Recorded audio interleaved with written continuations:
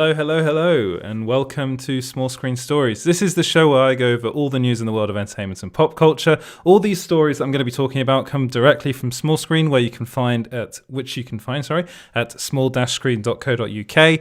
I'm the editor of Small Screen. My name is Edward Lauder. And if you could like and subscribe, if you're watching this on YouTube, that would be wonderful. If you could also follow the page, the Facebook page, and like the Facebook page, that'd be really good. And also like and share the video. That'd be wonderful as well. You can find us everywhere on social media at Small Screen Co. You can also find the YouTube channel at youtube.com/C/Small Screen Co. I believe it is now. And all that brilliant stuff. Right, let's get straight into the news today. And there's a lot of it because, of course, we only do shows on Tuesdays, Wednesdays, and Thursdays. So that means I'm going to be going over everything that happened on Friday and the weekend and Monday. So there was a lot of stuff. So I want to start off with all the movie news. And the very first thing, which literally just broke right now, is that Jared Leto's full Joker look in Zack Snyder's Justice League has been revealed. So this is actually pretty massive because before this was revealed, and it was revealed in Vanity Fair. Zack Snyder did a big interview with Vanity Fair, and I think he revealed far too much in this interview. By the way, but he did this big interview, and that was a big deal. And in this interview, what he did was he gave Vanity Fair his pictures that he took of Jared Leto in like the Joker costume, and they're very, very different. It looks wildly different from the Jared Leto that we got. The Jared Leto's version of the Joker that we got in 2016 to the Suicide Squad. So here it is. Here is the new Jared Leto Joker. So this is, I mean, when we first saw this new iteration, it was a very blurry picture. All we really saw was him holding the Joker card, but we could see that he'd kept the long hair, and I was saying that he looked not unlike Arthur Fleck. So there you have it. There's the look. I think it's a good look for the Joker. I think it is a good look. I think it suits Jared Leto a bit more. He can be a bit more, in a weird way, himself, which, you know, you might know. He's not kind of hindered by all the stuff that was going on in that Suicide Squad version, which was really, really too much. There was way too much going on. It's a much kind of more stripped back version of the Joker. And I'm going to go into what Zack Snyder revealed. And again, I'm going to say full spoilers here. For all of you who don't want to know what's coming up in Justice League, in Zack Snyder's Justice League, then you know what? Turn away now, look away now, turn it off. It's fine. I understand people not wanting spoilers.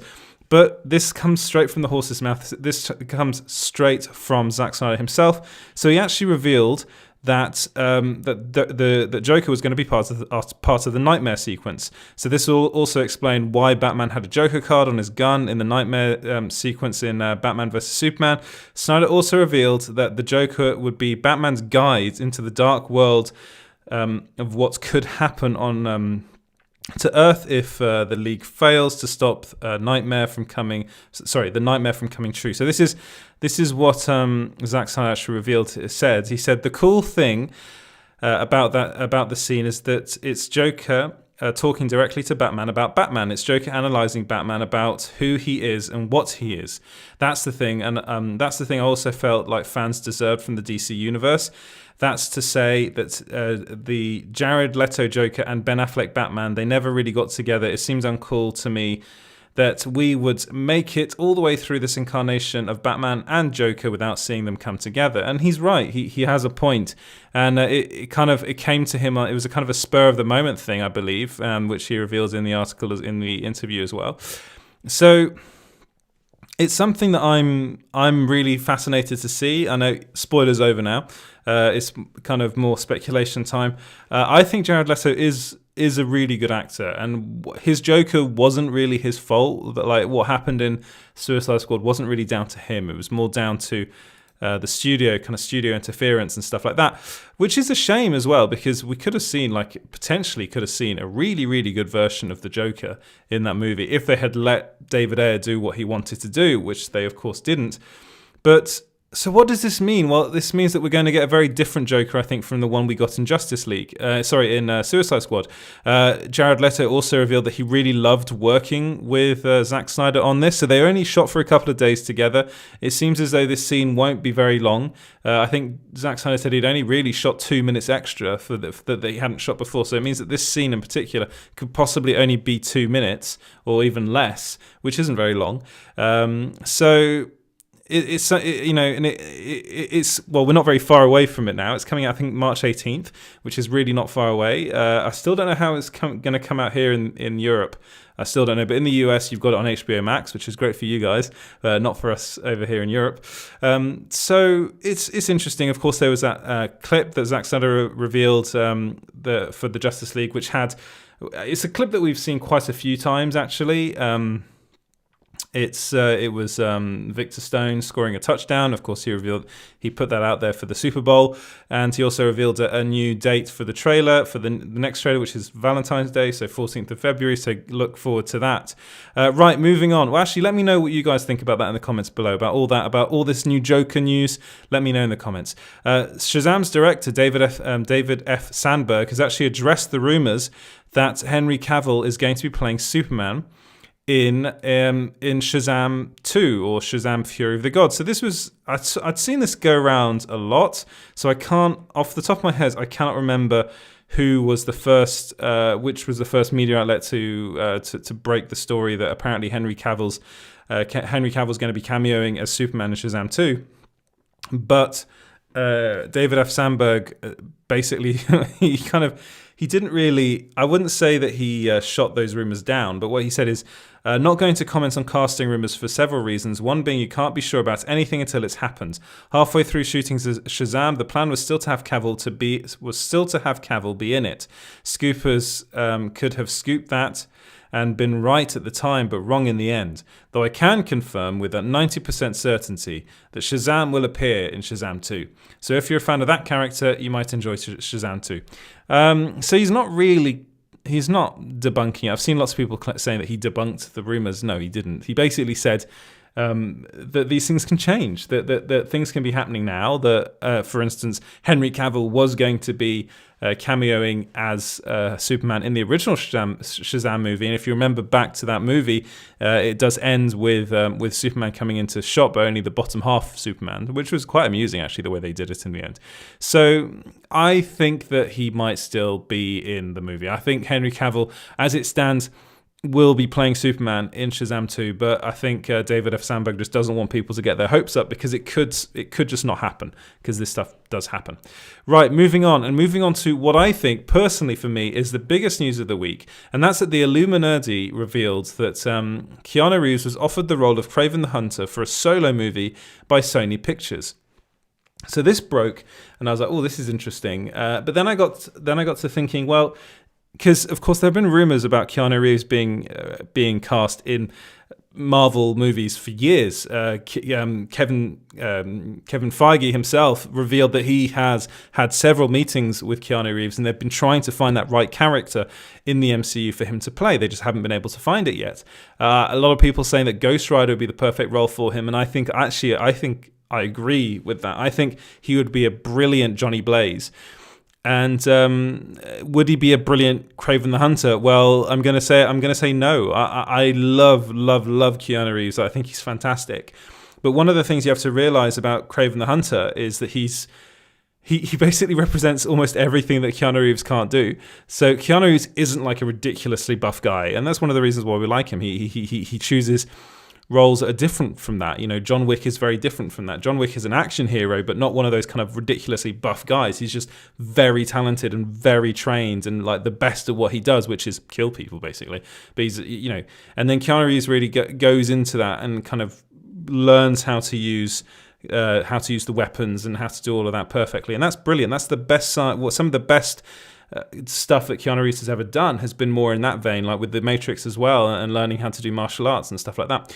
But here, you actually require, I don't want to sound nasty about Keanu Reeves, but I don't think he's the world's best actor, and I think he'd agree with me on that. He's not very good at accents, and we know that because he was in Dracula. And every time he tries to do something slightly kind of deviating away from his natural accent, it gets a bit fake, let's say. It gets a bit difficult. And Kraven the Hunter is Russian, and I don't think you can really change that. So then this started leading me on to who else could play the role. So I was seeing actually Zelda Williams, Robin Williams' daughter, took to Twitter to say that there are other options, and that the two options she gave were Jeffrey Dean Morgan from The Walking Dead and Karl Urban. And I actually think Karl Urban, who's right now in The Boys and has been in like the Star Trek movies, and he was actually in the MCU as Scourge.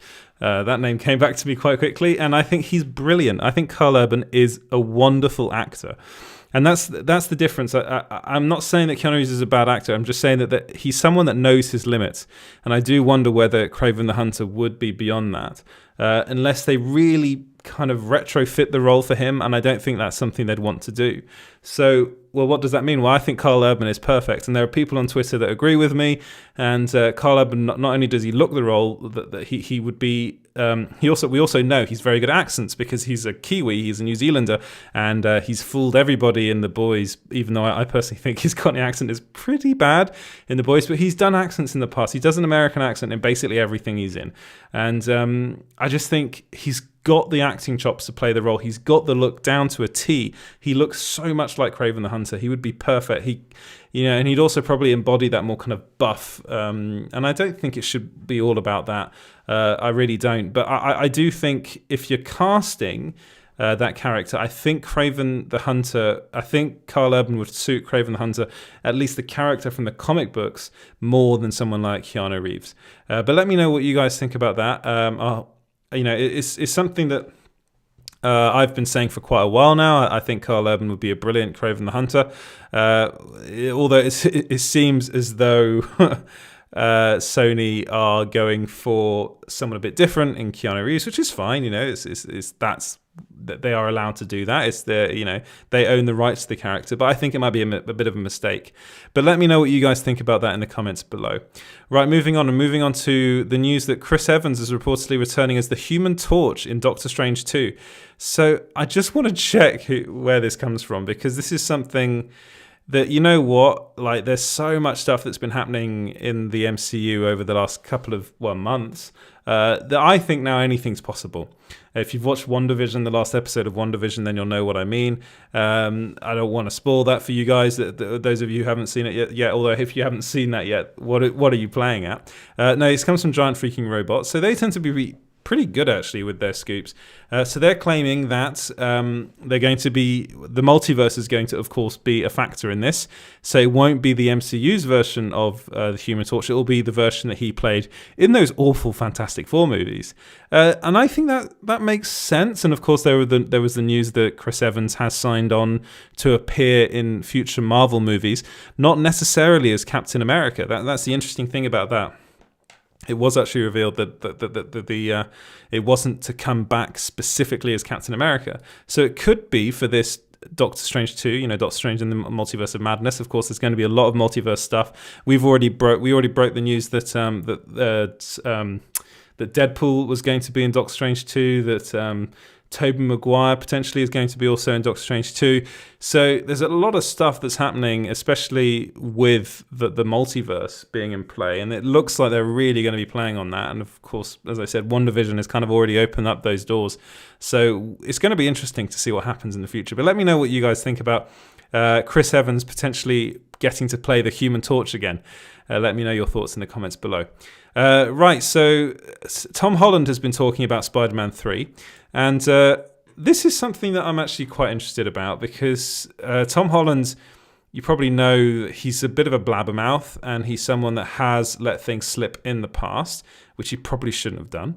But basically, let me just get the article up So Tom Holland talked that he was asked specifically by Variety whether Andrew Garfield and Tobey Maguire are going to be in the movie. So here's what he said. He said, I've never met Kirsten Dunst. I met Andrew once. I met him at the BAFTAs. He was lovely. He was a really nice bloke and we had a nice chat. It was quite soon after Spider-Man Homecoming had come out.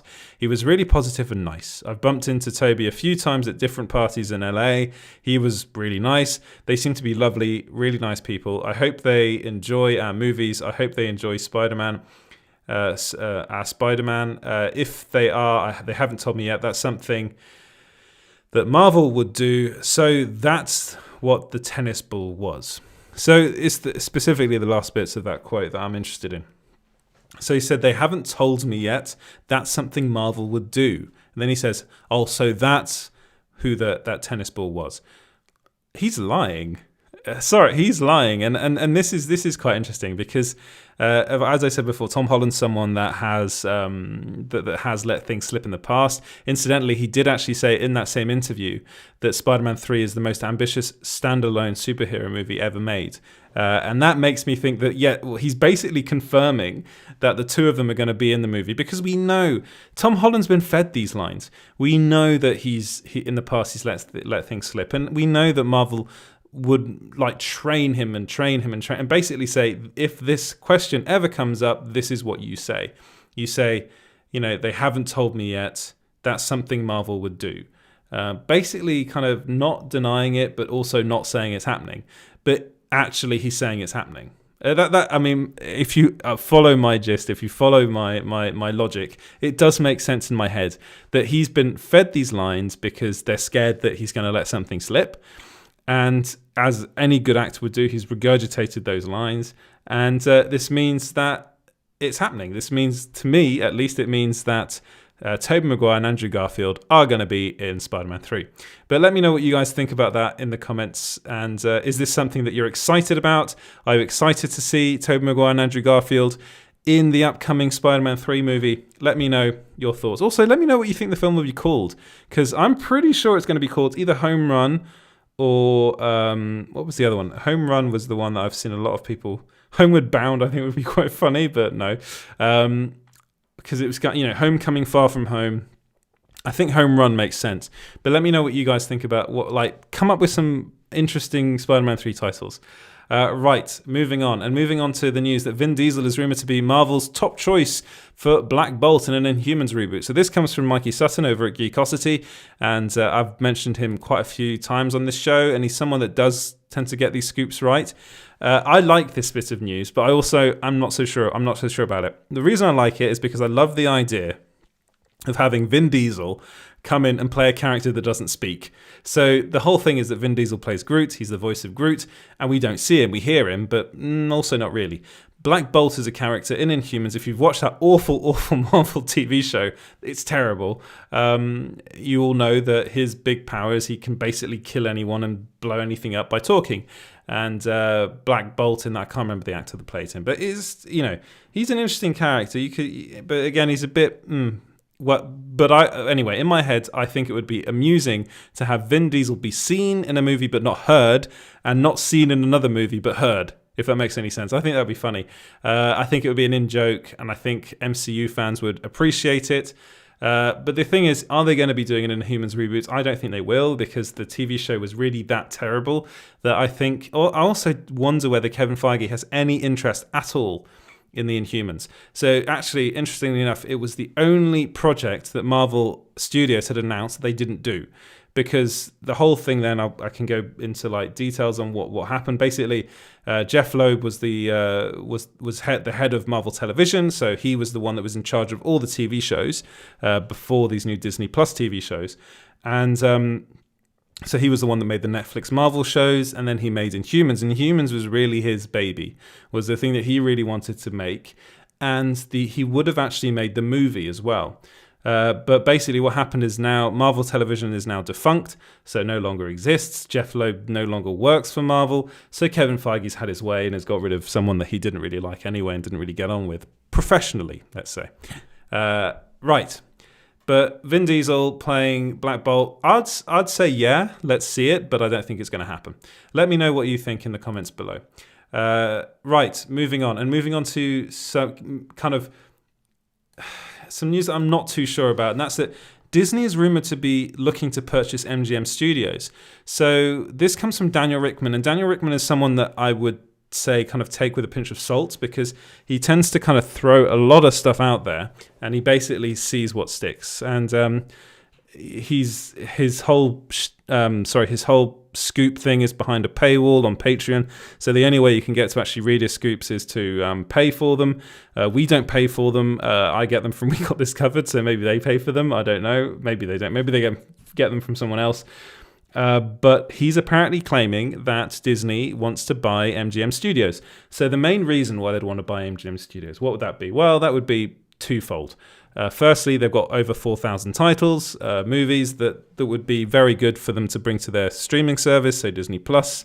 Basically, Disney now is all about buying content and having as much content on their streaming service as they possibly can, which is one of the main reasons why they wanted to buy 20th Century Fox, was actually for the back catalogue and not so much for like getting, X-Men characters back and stuff like that. That was just an added bonus, really. They do have like properties that they can work on, such as Alien and Predators, which they are doing. But it was more about just this whole Disney Star thing that's coming here in Europe, and I suppose a lot of those titles will end up on Hulu in the US. I don't know really what they're doing in the US, to be honest. But so it's all about having as much content and not having to pay licensing fees for that content. So MGM Studios has a lot of content, over 4,000 movies they made and TV shows that they're involved with. But the big property that they own, the only thing really that is worth any money apart from their back catalogue is James Bond, which is the second reason why they might want to buy that, so they can get the rights to James Bond, so they can basically have all the major franchises. The thing is, I don't think the American government would let that fly. It was already kind of limit that they managed to get 20th Century Fox. That was actually, I believe that did go to the Supreme Court because it's a monopoly. That's basically is what it is. I love Disney. I love the movies they make, and I love the fact that the Marvel Cinematic Universe is great. I also like the Star Wars films. I like the shows, but I do not like monopolies because it basically means that everything kind of becomes the same. Everything becomes, I think, quality tends to kind of slip a bit. And people might say that happened already with the Star Wars movies. Personally, I'm not so sure about that. I think actually the new sequels are better. The new sequel's better than the prequels, but let's not get into that bit. But so it'd be about $5 billion, I think, is what MGM's valued at. And I don't know whether Disney at the moment has the liquidity to really. I mean, they have a lot of money, but 2020 has been a pretty difficult year for everybody, including Disney. I don't think they've got the $5 billion at the moment to spend. I think at the moment what they'll do is they'll see how much they'll see how much money Disney Plus can bring in. They'll see whether they can release movies again in 2021, and then basically get their revenue stream going again. Disney Plus has already made a lot of money for them. It's only going to make more, and that's really the big money spinner for them. And it's all about what they call direct to consumer, and that's really what they want. So in that sense, it would make sense for them to try and buy MGM Studios at some point. At the moment, I don't think they can because the parks are still closed, and that's actually a big money spinner for them, one of the major ones. And of course, cinemas are still closed, which is actually another pretty big money spinner for them. They haven't been able to release a Marvel movie in a while, which is over $1 billion a year, like in revenue. So I'm not so sure about this news. They might be looking at it, but I actually think it would make more sense for a company like Apple to buy MGM Studios, because they definitely do have the money at the moment. They're doing very, very well, and buying that would make sense because then it means that they'd have the Bond franchise and they'd have all the movies that MGM Studios owns, including like I think the Hobbit films they have. Maybe I'm not so sure about that actually. But they have a bunch of films. They're like one along with Warner Brothers and Paramount. They are one of the main movie studios. Historically, one of the very first in Hollywood. So, I mean, let me know what you guys think. I suppose that's kind of a rounded way to get to the end of that bit. But Again, I'm not sure. I'm not sure that's going to happen. Right, moving on. And Indiana Jones 5 is rumored to have a de-aged Harrison Ford and the Fountain of Youth. So this comes from a website called Pirates and Princesses. So I'm assuming that all they write about is Disney stuff. Of course, something Disney now is Indiana Jones is now a Disney property, and after they purchased 20th Century Fox. So Lucasfilm is making. Sorry, not after they purchased. After they purchased Lucasfilm. So Lucasfilm is making this film. Harrison Ford's coming back, and Pirates and Princesses are claiming that basically the movie will feature a de-aged Harrison Ford the entire time. So the film is going to be directed by James Mangold, which I'm very, very happy about because he is one of the best directors working in Hollywood. He's made some of my favorite movies: Logan, 3:10 to Yuma, Walk the Line. I even love Identity. He's made very, very good films. He's a very, very talented director. And according to Pirates and Princesses, Indiana Jones 5 will be kind of about the search of the Fountain of Youth. I actually really like that aspect. I think that would be really cool. Searching for like a mythical object, kind of, I suppose. So the whole thing is so the leak is that Jones goes to find the water, so the Fountain of Youth, and he finds them. He finds the water, and he kind of ends up becoming young again. And then basically they're saying that it'll be the 1981 version of Indiana Jones. He kind of reverts back to. I don't like that idea. And then, so I'm not so sure about the whole de-aging thing. I'm hoping they won't do that. So then the scoop doesn't actually end there. It says at the end of the movie, we'll cut to children at a museum surrounding a window in which the contents of Jones's personal effects are displayed. So his legendary hat and his whip. So, I mean, it would be a nice way to end it, but in the context of these movies and the franchise, why would Indiana Jones's hat and whip be in a museum? I suppose it would make sense because, Jones keeps on going on about things belonging in a museum, and I suppose Indiana Jones himself does belong in a museum as well. So maybe that's why. What I'm going to say is take that with a pinch of salt. I'm not sure if that's going to be the plot. Maybe the Fountain of Youth thing is the thing, but I just hope they don't de-age Harrison Ford. I really hope they don't. Right, moving on to a rumor that it actually comes from one of our writers managed to find this via it's a French Twitter account called Box Office France, I believe it's called, and they're claiming that Dune, so Denis Villeneuve's Dune film, will be coming out internationally in cinemas 2 weeks. Box Office Pro France it's called. They're claiming that Dune will be released internationally in cinemas 2 weeks before it comes out on HBO Max. So that means that it'll be released on September 15th internationally, and then 2 weeks later on HBO Max, which actually kind of makes sense to me, and it kind of goes back to that whole thing that's been happening between Warner Brothers and Legendary. Legendary, of course, they financed the movie, and Warner Brothers didn't tell them that they were going to just release on HBO Max, so they threatened a lawsuit, legal action, so they settled outside of court, which is how these things tend to operate. And now, I suppose, Warner Brothers is trying to do everything to please Legendary, and Legendary really want this film to come out in cinemas, because that's the only way they can make their money back. So hopefully by September, they'll be able to put them out in cinemas, and hopefully cinemas will be open. So that's that bit of news. So moving on, I'm going to go through this next bit of the show quite quickly, because there's a lot to get through, and I don't have that much time left. So according to Giant Freaking Robot, Michael B. Jordan is starring in a Rainbow Six movie. That means he's a very, very busy guy, because apparently he's also coming back for Black Panther 2 as Killmonger. Apparently also has a Killmonger series in the works. He's going to be directing Creed 3, so he's a really, really busy guy. Next bit of news is that the Eternals director...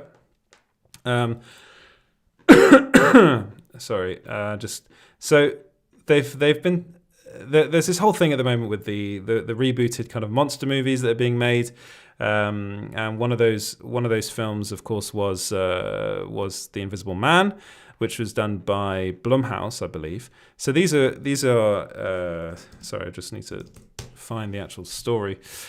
These are movies that were done in the past by Universal Pictures. They tried to kind of get this started again with like Dracula Untold and the awful Mummy movie starring Tom Cruise. But no, it looks like they're going to be taking a different approach to these films, starting with The Invisible Man.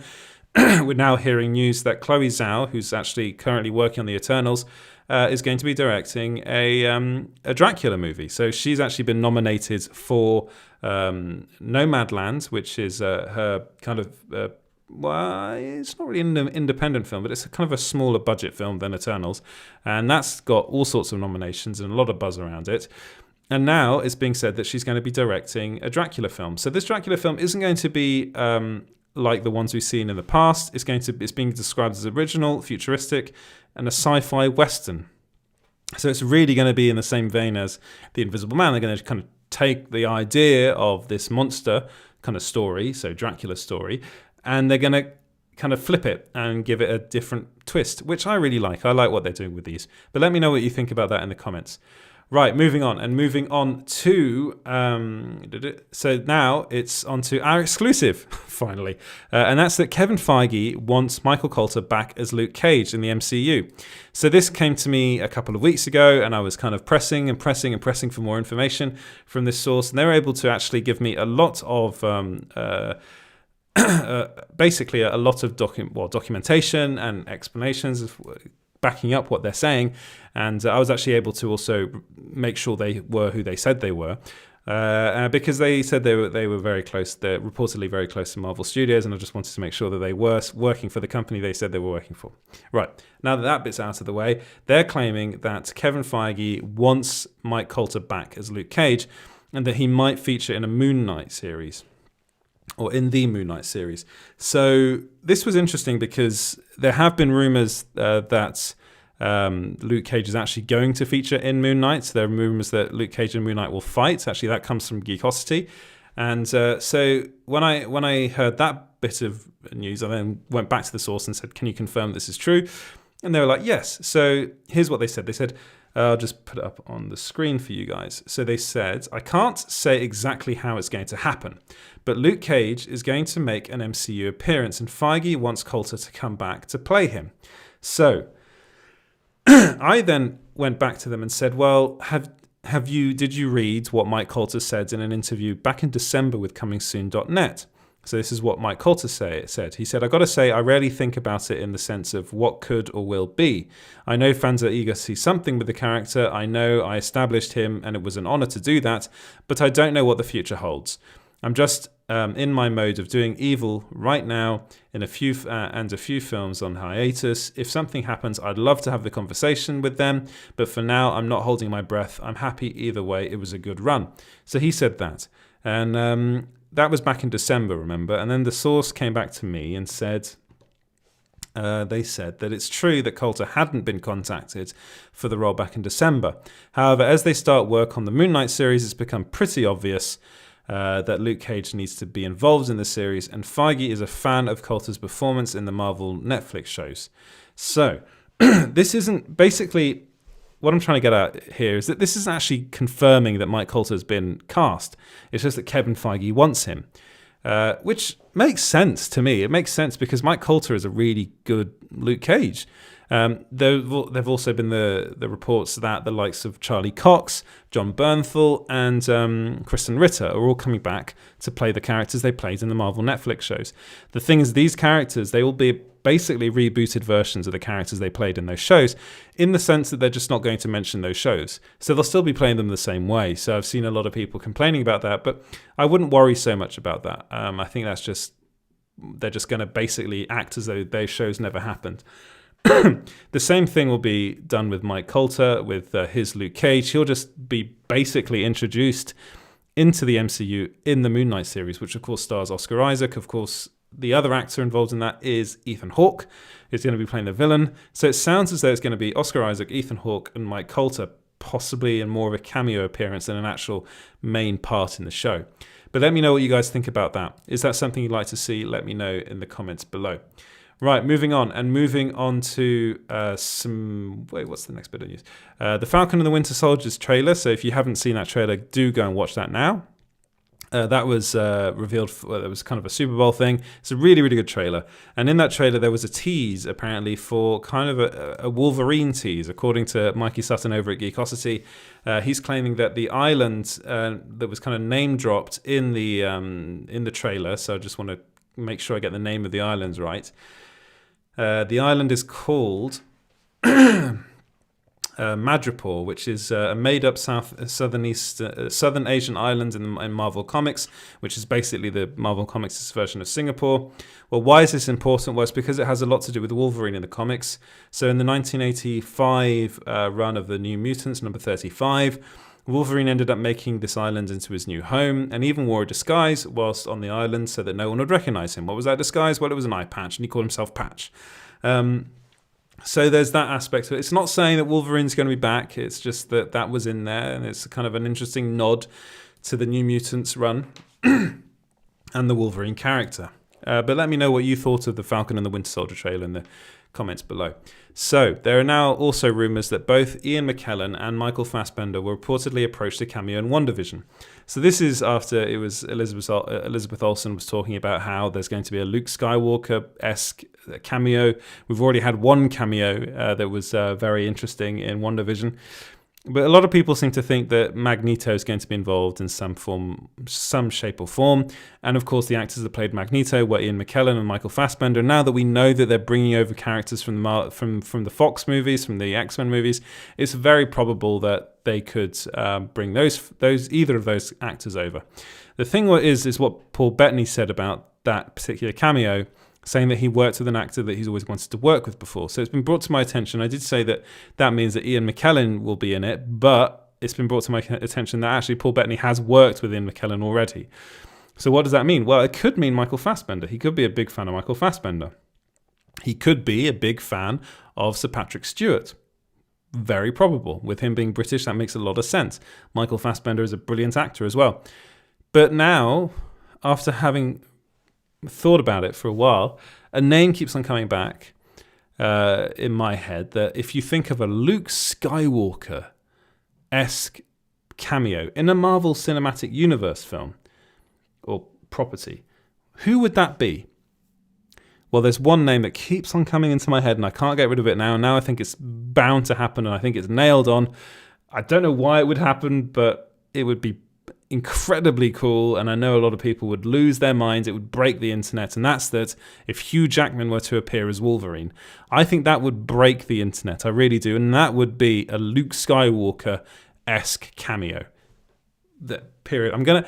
I wish I could just end the show on that, but no, there's still some other stuff to go over. So WandaVision showrunner has promised that the ending is going to be worth the wait. So that was Jack Schrafer. She said that. I alluded to this bit of news before this, that Moon Knight is rumored to be fighting Luke Cage in an upcoming Disney Plus series. So that came from Geekosity. Also from Geekosity, Red Hulk is going to be fighting Wolverine in an upcoming MCU project. So that's actually an interesting bit of news, is that actually they're saying that they're going to be bringing Alpha Flight into the MCU, and that Wolverine will be part of Alpha Flight. So that's like the Canadian version of the Avengers. And they'll be looking for Hulk, so Bruce Banner's Hulk. And General Ross will be in the show as well as Red Hulk, and he'll have a fight with Wolverine. So another bit of this seems to be like the Geekosity show today. Iron Fist is coming to the MCU, but will be recast and rebooted. So it won't be Finn Jones, which is a shame for Finn Jones, but also makes sense because he just wasn't great as the character, I'm going to be honest. Mikey Sutton's also saying that Marvel's Inhumans is going to be rebooted in the Fantastic Four movies. So this is probably where we could see Vin Diesel coming in as Black Bolt. I'm not so sure if they're going to be rebooting. I'm going to be honest. I don't know if they're going to be rebooting the Inhumans. I think they're just going to leave it. I'm going to be completely honest with you. Sorry, as I struggle with my... yeah. Right, moving on. Gina Carano. Sorry, this is not behaving today. Right, this is really not helping me today. This mic problem. Right, Gina Carano is is rumored to be getting her Cara Dune, the Mandalorian spin-off. That I believe comes from Daniel Rickman. Another bit of news is that the Alien TV show is rumored to have connections both to the past and the future movies in the Alien franchise. So that again comes from Daniel Rickman. And then Jeffrey Dean Morgan, final bit of news. So it's been... I wanted to talk about this for a while, actually, because I'm a big fan of Jeffrey Dean Morgan's. I think he's fantastic. And it was revealed a couple of weeks ago by the showrunner of The Boys, which is a fantastic series. So if you haven't seen The Boys, what are you waiting for? Go and see it now. It's on Amazon Prime. It's brilliant. Eric Kripke, who's the showrunner of The Boys, actually revealed that he would love to have Jeffrey Dean Morgan in the show. And but he then kind of said that it might not happen because of COVID, because of all the quarantine rules. But a fan then took to Twitter and directly asked Jeffrey Dean Morgan if he's going to be appearing in The Boys. And Jeffrey Dean Morgan replied, "Counting on it. At the real Kripke, you hear me." So, he really wants to be in this show. Which character he's going to play, I don't know, but he's played, comic book characters in the past. Of course, Negan is a big one. He played Thomas Wayne as well in the Zack Snyder Batman films, Batman versus Superman movie. He's also been in another show. Was it The Losers he was in, which is another comic book adaptation. So he seems to love it. He loves these comic books. He loves being in them. He loves the show, apparently. He loves The Boys. So I say, have him in it. Try and make it work, make it happen. And with that, I'll say good night. Thank you so much for watching. And I will see you tomorrow. So these new shows, so it does come to you Tuesdays, Wednesdays and Thursdays, not Fridays and Mondays, and the weekends I take off as well. All of the news stories I spoke about, you can go and find on Small Screen, which is at small-screen.co.uk. You can follow us on social media at Small Screen Co. That's everywhere. That's Facebook, Instagram and Twitter. And you can also like and subscribe. That'd be wonderful. We also put this out as a podcast a couple of hours after this is aired. You can find that wherever you get your podcasts at Small Screen Stories. If you're listening on Apple Podcasts, then a 5-star rating would be really, really appreciated. That'd be wonderful. And you can follow me actually as well at EJ Lauder. And with that, I'll say good night. Thank you very much for watching. And I'll see you guys tomorrow. Cheers. Goodbye.